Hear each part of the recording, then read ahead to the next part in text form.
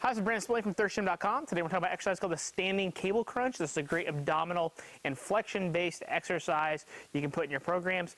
I really like this for competitive strength athletes, but you can definitely see some benefits with your personal training and your sports performance or your regular field athletes as well. What I do prefer with an exercise like this is if you can get a cable that's above your head. The free motion machine works great. You can also use a lat pull down cable station as well. But then the Spud ab strap is great. It's got these loops in them. This is the long one. So it basically is nice because we can immediately put our arms in there as well. If you absolutely had to, you could grab a rope attachment and hold it here. But I think having your arms down here is way more comfortable. I think you're gonna have that strap over here, and it's actually gonna force you to kind of bend at the hips and promote some quality flexion. So what you're gonna do is just put this in here, right underneath your elbows, bring the cable down so you got some tension on it, and then we're gonna be here for my hands gonna be locked or separate, whatever is more comfortable for you. And then notice my cable here is right above my head. You wanna step forward just a little bit so the cable's kind of pulling you up and back like that, okay? The reason we want to do that is it's going to make sure that we keep our abdominals and everything contracted at the top, and it's going to force us to root our feet as well. So chances are if you're doing this and you're like a power lifter or a strongman or somebody like that, you're using this to aid your other lifts. So therefore we want to make sure that we get everything the same in terms of how we normally would compete to be able to work on rooting that and getting all the benefits that's a little more applicable to what we're using it for. Okay, so stepping forward, I've got my feet a little wider than hip width. This is about my normal squat stance. If I wanted to go wide into like a sumo deadlift stance, you could do that as well, or you could even have them really narrow like a conventional deadlift as well. So you can denote kind of where you want your stance. Otherwise, pick something moderate that just feels relatively comfortable for you, okay?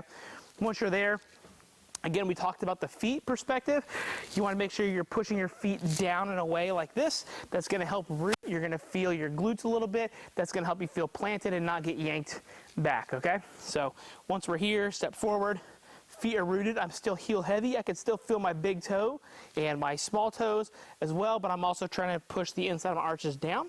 Then what we're going to do is I'm going to lean back just a little bit. I already feel my abs engaged. They're good and taut. I'm basically resisting the cable from pulling me back. Then I'm essentially doing the opposite of an RDL. So I want to push my hips back, get some quality flexion, round over, make sure I can feel everything in the front side. And then as I come up, I want to make sure I can control so it doesn't pull me back. Okay?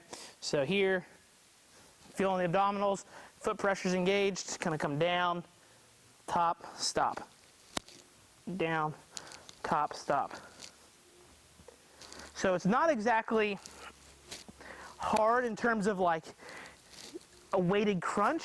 It's more of keeping everything locked together as a unit and then stopping at the top and then trying to go again. So just like that. Okay, what you don't want to do is do this. Just basically lean forward on your toes like this, okay? One, that's really easy.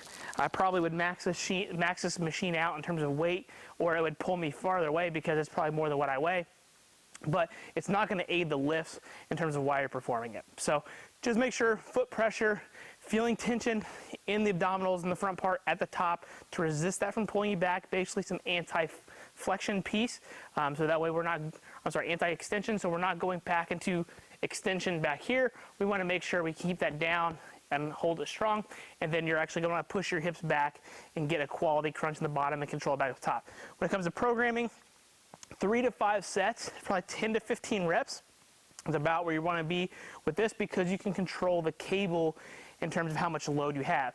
With the band variation, which we've already talked about in a previous video, usually you might have your reps a little bit higher because as you go down, it's going to get a little more challenging and the band's going to kind of pull you back up. It's a little bit harder to adjust the weight. Here, since you have the cable option, you can pick a weight that works really well for you. So really own the positions, take your time, quality down, quality back up, 10 to 15 reps is going to be plenty. And then you'll find that as you're standing up strong with weights on your back or doing deadlifts or anything like that, you'll find that your torso position is a lot more strong for the particular activities that you're trying to implement and using your program. So if you got any questions, leave them in the comment section. Thanks. Have a great day.